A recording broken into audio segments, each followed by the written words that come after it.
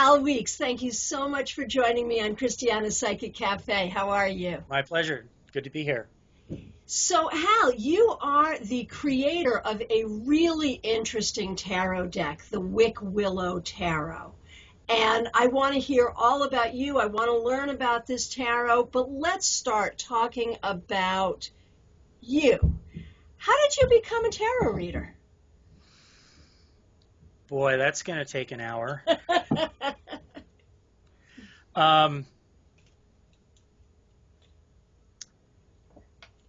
I had many breadcrumbs dropped in my path before I started reading. My dad was a poet, and he taught poetry and wrote poetry. And when I was about 14 years old, he turned me on to The Wasteland by T.S. Eliot. And there is a tarot reading scene in there. Yes. Madame Sosostris, famous clairvoyante, had a bad cold, nevertheless was known to be the wisest woman in Europe with a wicked pack of cards. Here, said she, is your card, the drowned Phoenician sailor. Those are pearls that were his eyes, etc., etc. Mm-hmm. And at that point, I was really phenomenally into comparative religions and philosophies, and that's sort of what The Wasteland was a mythological cycle being retold. And around this time also, my parents came home with a tarot deck. It was a tarot deck that is no longer available called 20th Century Tarot. It was a black and white deck, and I used to play with that. And of course, I was a teenage boy, and the Live and Let Die James Bond movie came out. Of course. And there was a tarot reader in that movie. So I had all of these little bits and pieces that were sort of there. And then around 1985, I got my first tarot reading, and that was a Tarot of Marseille reading. And I just latched onto it because I was really into symbols anyway, and psychology and philosophy and all of these things. So it was the perfect medium. And by 1991, I had drawn my first tarot deck. And that one is no longer in existence. But it was the roots of the art style and everything was sort of the roots of what I did with the Wickwillow. Now, and I think that's interesting where, okay, so, we have all of these, and I love it that you call it breadcrumbs. I had a lot of breadcrumbs too. I ignored them for a long time, but, they catch up with you eventually. Yeah, the universe really sets us up, doesn't it? Absolutely, absolutely. But I think it's interesting that, your response to that as you got into it was to draw a tarot deck, that was your, way of solidifying that within yourself. I think a lot of us get into tarot. Not every one of us says, drawing a deck is what I'm going to do. I can see you're a musician. That's obviously clear. Are you also, you must be an artist, I guess, because you drew a tarot deck. Yeah, no. When I was a tiny child, I used to like to draw Charlie Brown. Okay.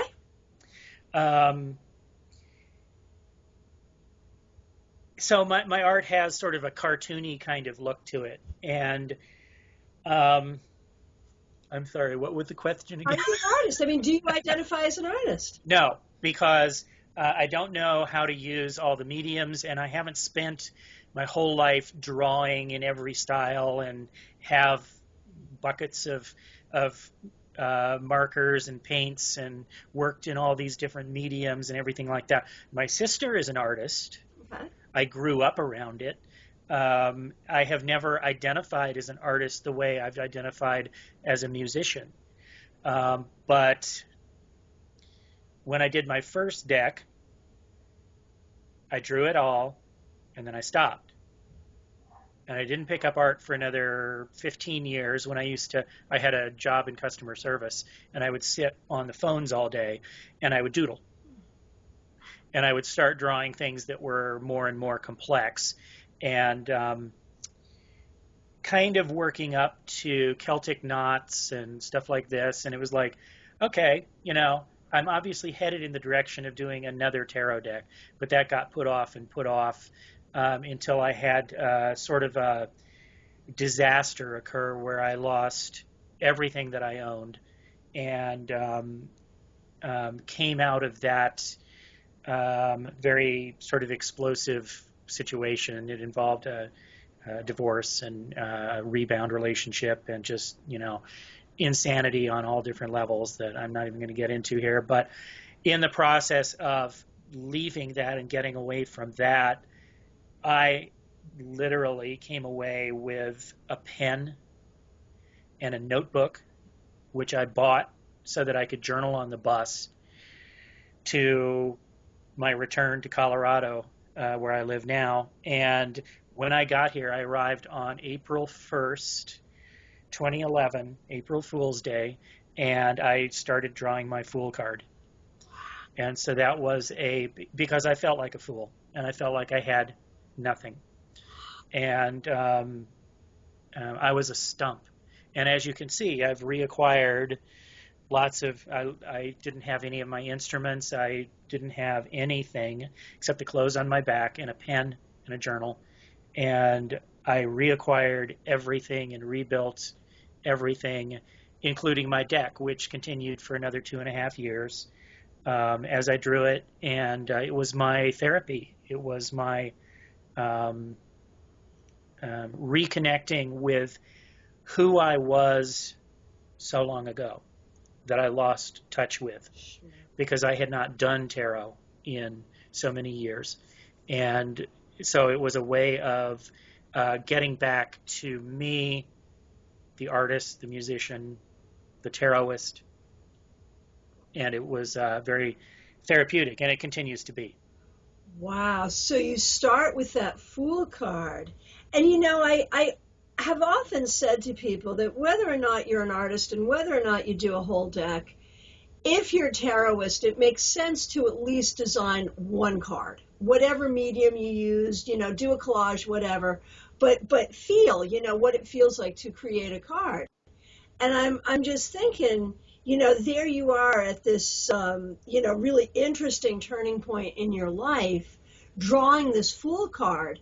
At that moment, are you thinking this is going to be the Fool in a tarot deck that I will finish and publish? Yes, it was my full intention all along to do the whole thing, because I had already done a whole tarot. I knew what was involved, and I knew the commitment, Right. And I knew it was going to take me at least a year, because that's how long my first one took. This one took 2.5 years. Excuse me, with plenty of breaks. I there's times when I would take a month off, and I wouldn't touch it. And there was one point where I broke away for several months to record an album, because I'm also a musician, and that's another big piece of my therapy, my mental floss, as it were. So, I'm sorry, what was the question? Well, I don't remember what the question was either. But I do remember what the question was. It was whether the drawing of that Fool card was simply therapeutic, or if you had the vision for the deck at the time, and apparently you did. I did. It took several passes over the first 5 to 7 cards to really get locked into the style that I wanted to use for everything. And that is one of the biggest commitments, is as you go through this process of creating 78 images that have to hang together stylistically, you have to at some point go, okay, I'm committing to this style. Even if I change my mind 30 cards down the road, I can't go back then. It's too late. So, after I had returned to the beginning and redesigned the first 5 to 7 cards 5 times, it's like, if I keep doing this, I'm never going to finish. So I need to commit I need to make some decisions, and some of those decisions got made later on, and they were hard decisions to make, like, what do I want my wands to look like? I didn't have to deal with that until I got to the suit of wands, because I drew them in order. What do I want my cups to look like? And also the decision whether to do a scenic minor arcana or pips or something in the middle. My first deck had pips. They were very sort of Visconti Sforza-like. And pip cards, for those who don't know, that's a pip card. Mm-hmm.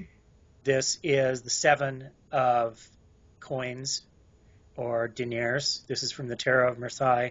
And as you can see, there's not a picture to go on. Right. But reading pips is a very different kind of tarot experience, and it is very, extremely wonderful. But it uses a different process. And I love it. But not a lot of tarot readers now, at least in our world, the European American world, read this kind of deck. This is a French deck, and it's the oldest style. Mm-hmm. A lot of people will read illustrated minors, mm-hmm. you know, like we all know. Mm-hmm. So those are the two extremes, and what did I want to do? But then I chose something in the middle, like what Crowley did in the Thoth. Yes. This does not show people, but this is the 4 of discs, and in this case they aren't discs, he squared them out to resonate with the 4-ness of the whole thing, and this is called strength. But you see that there's a castle.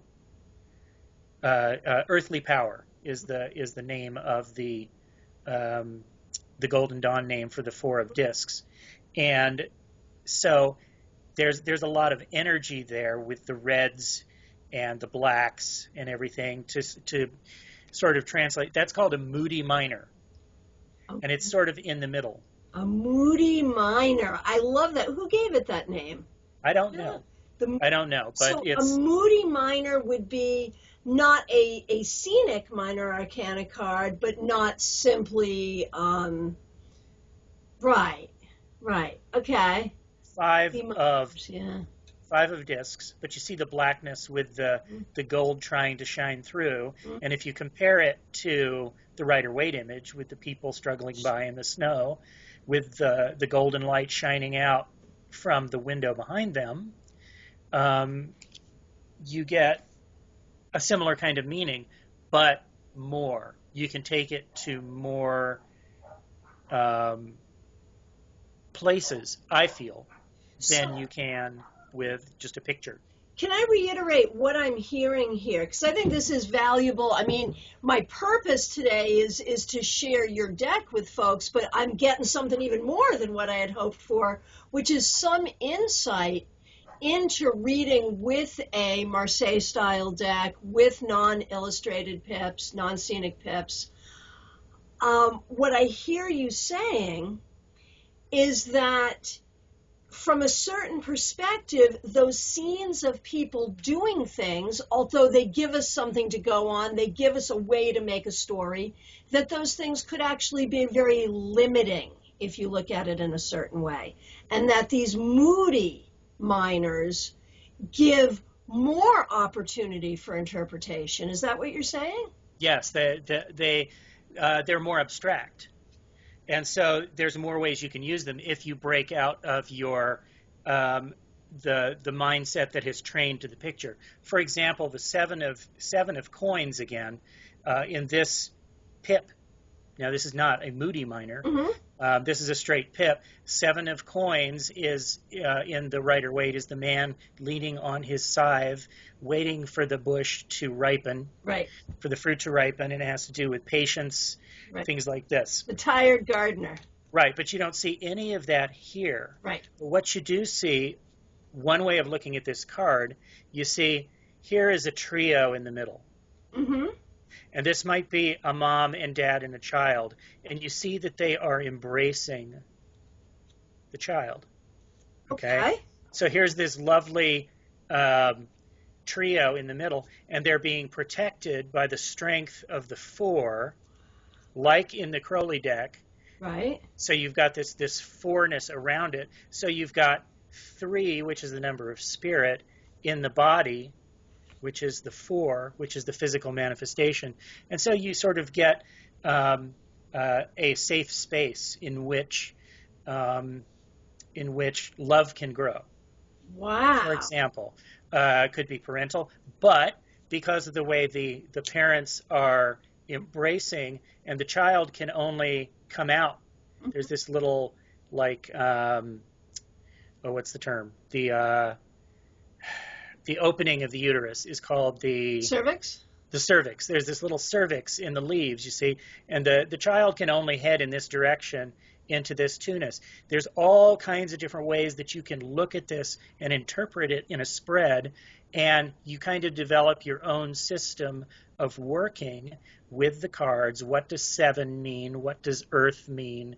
What do coins mean? This might have to do with money, protecting your money so that you can birth it forth into another, all different kinds of ways that you can go. So just by comparison, I happen to have my Morgan Greer here with me, which is very weight-based. This is the 7 of Pentacles in Morgan Greer. Right. And, where you can really see the gardener, and it's kind of that one thing. It's the tired gardener. And so I can see that, from your perspective, and I have to say, I've been reading tarot for a long time. I've been talking to tarotists for a long time. Your clear explanation about how one might interpret that card is the straightest answer I've ever gotten from someone about how to read a Marseille deck. Well, and again, it's a personal process of digging into the images and going, what can I milk from this this time? Because when you lay that with others, you start seeing, okay, here's this leaf in this shape, and over in this card, hey, suddenly it looks like a bird. For example, Right. 2 of Swords, and these are swords, by the way. They don't look like it, but this is the way the swords are. The swords have this like womb-like space, this mandorla, and if you notice this leaf pattern, this leaf pattern gets elaborated on in various cards. So say you've got a 2, and then in another one, you've got the 4, okay? And you can say, hey, this is really developed here. Right. But notice that these leaves, I don't know if it's coming across on the screen, these leaves look like little birds. Oh, my goodness, they certainly do. And they're pecking at the swords trying to get out. So this flower, which kind of looks like a person going like this, is outgrowing its little limiting space, okay? And the 4 of Swords in the Waite deck has to do with a retreat space, or a rest space. Right. But also notice that in this particular version of it, notice how these black lines on the swords have weakened. It's thinner, and so this process is the uterus is effacing. Wow. It's getting thinner, and so you're approaching that point of birth. And of course, the 2 moving to the 4 could be an elaboration. All different kinds of ways to read this, and I could go on and on and on about this. I love Tarot of Marseille, and it's a learning process. And now that I've drawn my own deck, everybody wants me to read with that. Going back to the 7 of here's the 7 of Coins. Yes. Which we talked about, and we have the 7 of Coins in the Rider-Waite. I haven't pulled that up, but you showed yours. I've got my from the Morgan Greer, so that'll work. Right. Okay. Now here's mine. I'll have to move it in closer. Look at that. Okay. No person, but notice the scythe. Yeah. The scythe has been laid down. There's wheat growing, and I use rings instead of discs. Okay. For design purposes. In a lot of my cards, the rings get interlocked with each other. Nice. And I wanted to do that because that's like a tip of the hat to Celtic knots. Right. It's a designed Celtic knots. Right. where they can all be interlocked, and I can do that with the rings, and I thought that was a pretty fun thing to do. Besides, rings represent wealth anyway. Sure. And abundance. Yes. So I chose rings, but they're still circular and they still resonate. Sure. But notice the scythe, and it's a rusty scythe. Mm-hmm. And here's a little spider web. So somebody has been waiting. Right. And they've laid it down and walked away, and they're missing the boat. They're missing the opportunity. The ship has come in, the fruit has ripened, and they're not there. Wow. Is actually called success unfulfilled. Success unfulfilled. Is that the Golden Dawn? Yeah. Lord of Success Unfulfilled. Lord of Success Unfulfilled for the Seven of Pentacles. So I'm looking at your Seven of Pentacles, and I'm thinking that for me, as someone who would really like to read with a non-scenic deck, but I like the symbols, you know? I'm thinking this deck would be a fabulous transition for me, because when I see your card, I see the need to tend the garden. It translates that way for me, but I also see how I could come out of that and find other meanings for that card. So, show us some more. Let's see some more of Wickwillow Tarot. All right. Five of Cups. Five of Cups. Again, Rider-Waite image has, there's 3 spilled cups, but there's 2 full cups behind the individual. Mm-hmm. Here again, we have a spilled cup, but 4 of the cups are still partying. And they're bubbling, and everything like that. But then you've got this spilled out one that's dripping, and it's like, okay, what are you going to focus on here? Right. Are you going to cry over spilt milk, or acknowledge what is that you still have a lot going for you? And that's the image in that card. And my cards there is a color palette for each suit, so you can see where the earth energies are and where the water energies are just by the predominant colors. And if you are a person who likes to use lots of cards in a spread, like 15 or something like that, it's easy to follow that energy across. And that's part of the moodiness of the cards. Here is the 4 of rings. Notice the earth tones. And you remember we looked at the 4 of discs in the Crowley deck. Sure. And you'll see that there is a sort of an echo going on there. Yes, you have definitely tipped your hat to Crowley there. I see that. With the squareness and everything. Yeah. And the idea is, think about the miser in the Rider-Waite deck. The term is earthly power. The Lord of earthly power. Right, for the 4 of Pentacles. And here they're locked in the center. They're interlocked, like I told you I wanted to do with the rings. But they're pulled tight to the corners with chains. Oh, yeah. Which means these are really shackles. Right. And they're pulling tight against each other, and they're all locked up. Wow. So, yes, it's secure. Sometimes we take our money and we want to lock it up and protect it and preserve. And so there's all of that to it. But there's so much more here, because you could get into, how is my job holding me prisoner? Sure. And where is my strength in my financial situation?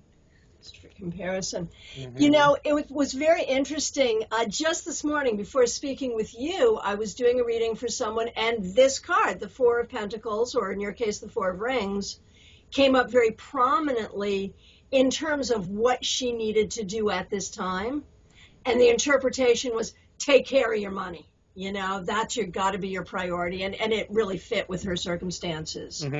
So I wanted to comment, when I look at your rings card, I see that they have a border that really looks like a very sort of rough-hewn wooden frame Right. And I wanted to comment, first of all, on how well that texture reads.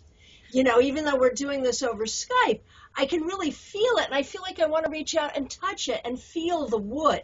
So I wanted to comment in general that the textures of your cards are really good. Thank you. And I wanted to ask why the borders on this suit when I didn't see them on the cup suit.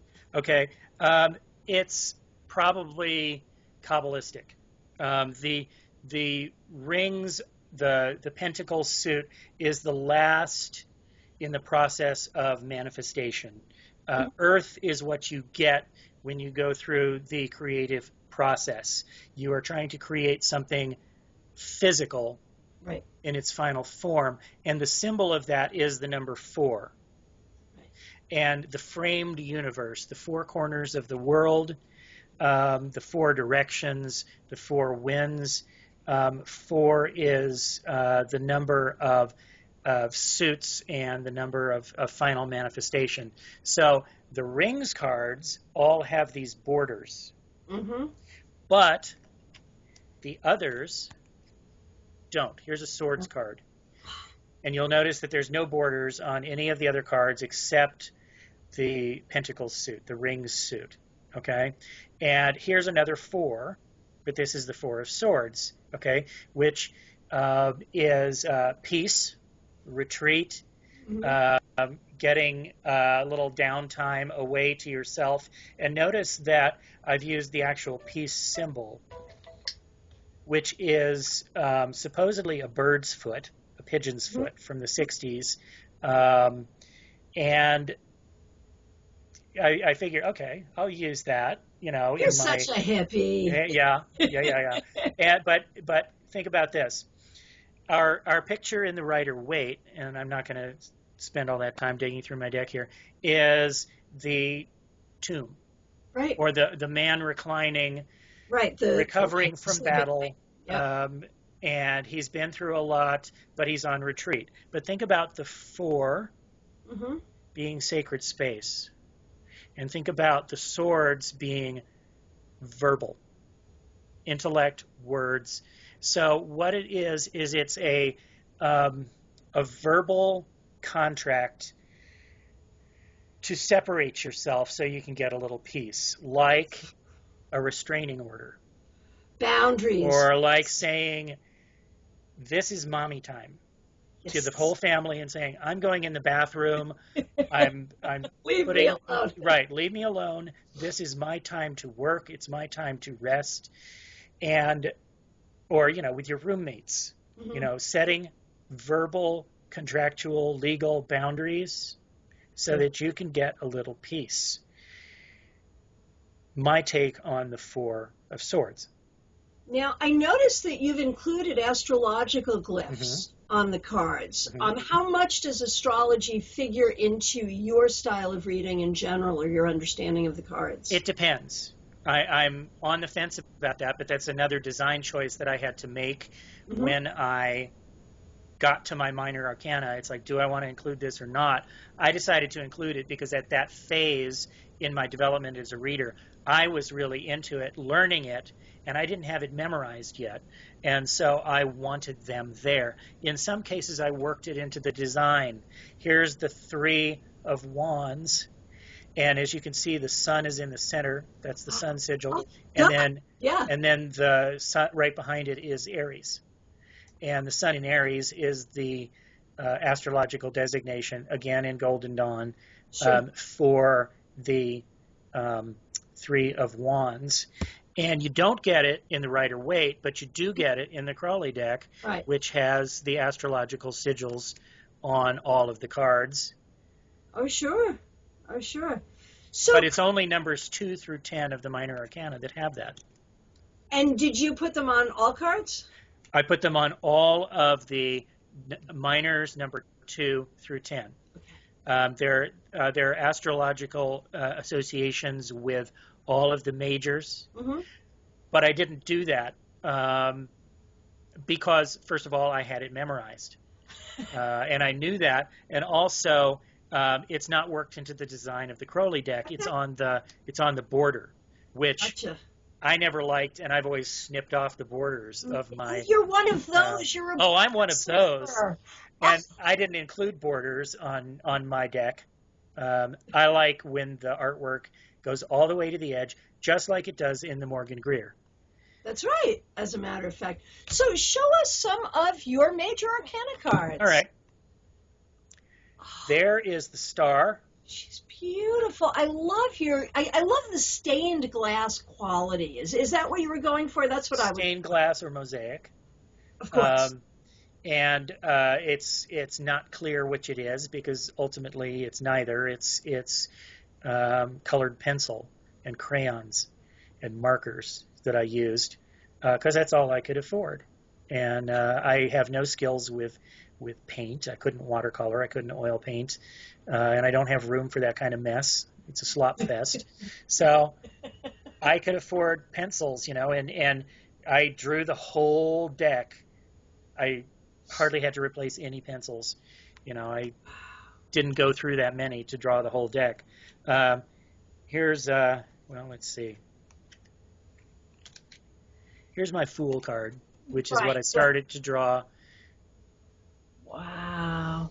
And a lot of people miss the fact that he is about to walk into the jaws of a huge serpent. Oh, I love it. I see it. I see the serpent's tooth, the teeth, the fangs. Oh, and I love how you, on one hand, he's completely a traditional fool with his pouch and his hobo bag. I love how the dog has exposed his buttocks. I just think that's fabulous. And, when you told us your story about how you were feeling when you drew this card, we can really see sort of that disadvantaged position, and now your ass is hanging in the air. Mm-hmm. But you got to go forward into the snake, and wow, I love that. Thank you. So, how can I get my copy of this deck?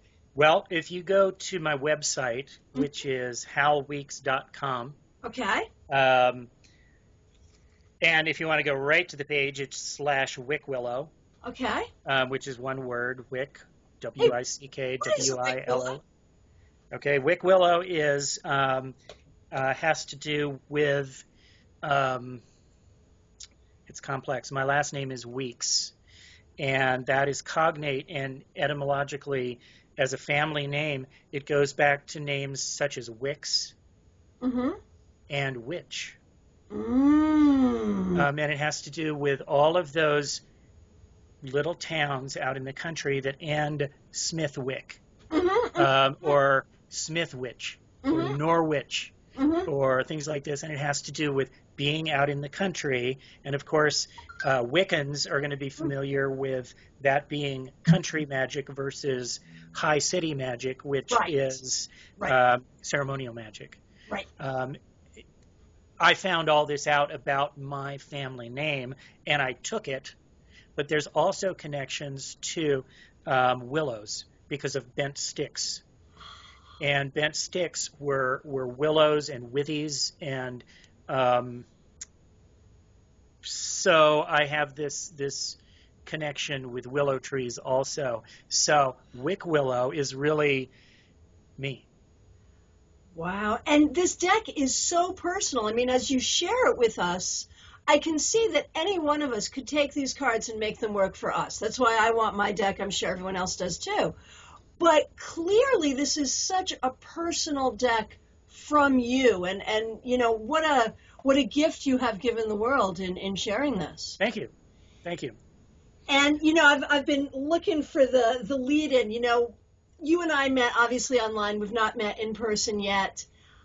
And we've discovered that not only do we have tarot in common, we have music in common. We're both musicians. I think you're a more accomplished musician than I am. And we both like some of the same music. And so as we bring in Willow, of course, I'm thinking about a particular Grateful Dead song. Are you thinking about Crazy Fingers? I wasn't, but I could be. I was actually... Hang your heart on Laughing Willow, straight down to the water. There we go. No, I was thinking about Broke Down Palace. Oh, okay. Got a yeah. plan. On a plan. A weeping willow. Yeah. So, do you find, I mean, you're a musician. I guess I have two questions about that. Number one, have you ever written a song about tarot? All my songs are about tarot, but they're not explicitly about tarot. I will use a tarot card often for inspiration, but then never tell anybody which card it came from or which deck it came from. I just recorded a song called King's X Blues. And King's X was taken from the Spiral Tarot, the Two of Swords, where she is carrying them in front of her like this, but she's walking a tightrope. Yes. And so there's tightrope imagery in it, and there's this King's X going to protect me.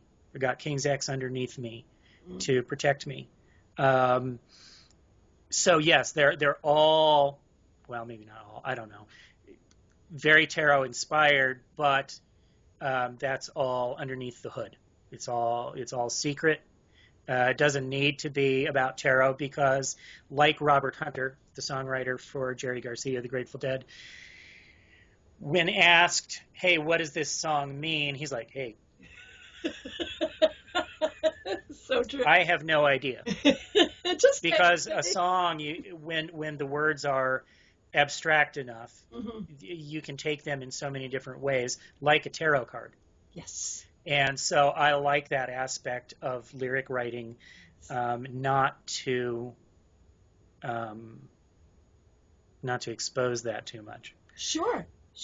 And I think, especially coming from a tradition that honors Golden Dawn and all that esoterica, I think we could say that there is some power in that secrecy. To infuse something with symbols and with knowledge that you know about and share with no one, the power will inherently be there.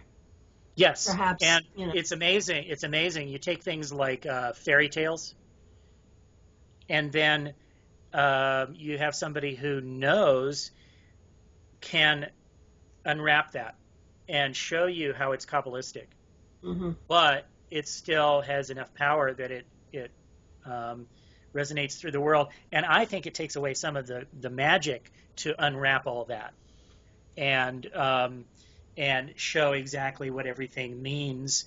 But it's very interesting to study the esoteric side of tarot because some of these authors have a way of unfolding the images that you've worked with for 30 years and saying, look, here's what it's really about, and you go,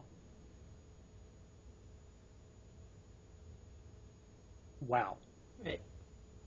And for me, the best person to do that is Paul Foster Case. Sure.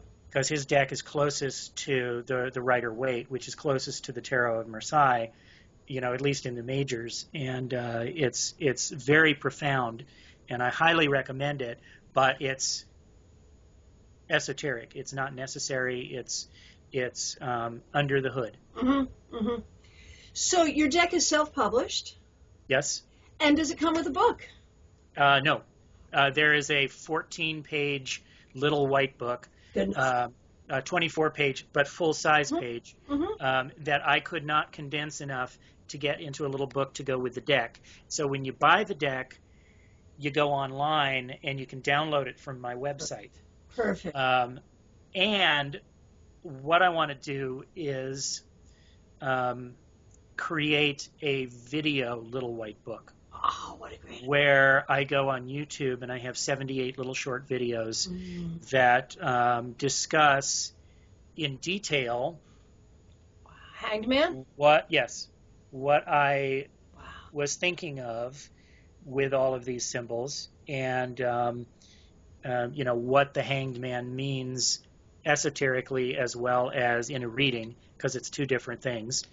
And that's yet to come. Right now, I am working on an auto harp album and trying to get that done. And I've just released these cards, by the way. They come in 6 different colors on the backs. Wow. This is a yellow deck. Okay.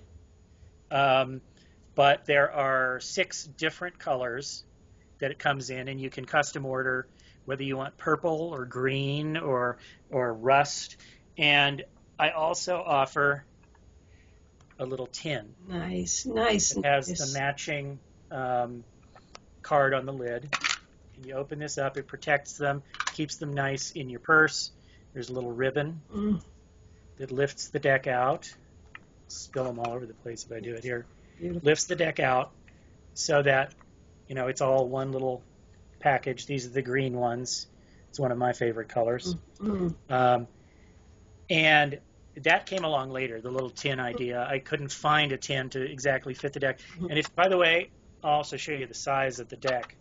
It's very small. Yeah, for a tarot deck, that is quite small. Here's your standard Rider-Waite. Right. Next to it. That.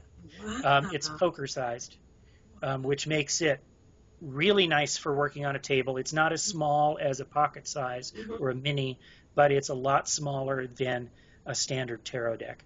Wow, which makes it great for throwing in your purse, fit in your pocket, whatever you want to do with it. And that's why the tin is there, is to keep it all contained. And I think the tarot bags, when you throw them in your purse, or in my case, backpack, I wouldn't carry a purse. They can get mangled. They can get squished and slide around inside the bag. This won't do that. Love it. So on your website, halweeks.com, we can order our Wickwillow Tarot. Well, there's a link to my Etsy shop from there, but you can see the whole thing. You can see all the cards. Perfect. Can we also get a reading with you? Yes. Okay. Yeah, I have readings, and again, those are through the Etsy or through the website. You can do that either way. And I'm right in the process of redesigning my whole website out of necessity. But there's also links there for my albums. I'm a Native American flutist. Those are my flutes right back there. And auto harpist, and I'm developing ambient music too. And trying to get these all rolling at the same time. This is all within the past 4 years since I came back and started. And one of these things is going to take off for me.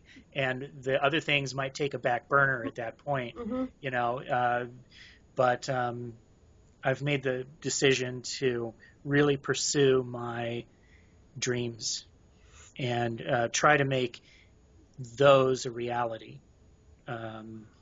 which is what it's all about. You have to make your own way. And did that decision come out of that situation that found you with nothing but a pen and a notebook and a bus ticket, being the fool? Yeah, well, I spent 25 years serving others, and it's important to serve others. And now I want to serve others through my art and my creativity, not in going to work and working myself to death in a full-time job and I just come home and I'm exhausted and there's no time for my art. Right. So I'm really trying to invest in that. So it's been sort of a pendulum swing. I was over there and I was totally out of touch with myself. So I've allowed the pendulum to swing back, to doing these things, and eventually, it's going to do this all the time. Sure. Because that's hermetics. That's what happens in the world. Absolutely. That's just the way it goes. But I'm sorry, what was the question again?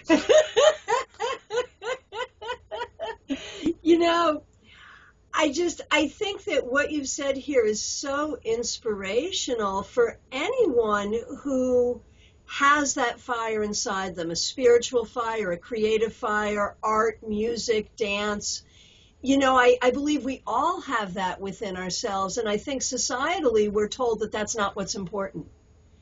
And, the message I'm hearing from you is, what? That's what's most important. And if we honor that in ourselves and in each other, what will happen? I guess all good things. Yes, absolutely. What will happen, Yeah. It's a beautiful thing. So The deck is Wickwillow Tarot. The website is halweeks.com. Hal, I want to thank you so much for spending this time with us. My pleasure. Talk to you again soon. Yeah, thanks for having me.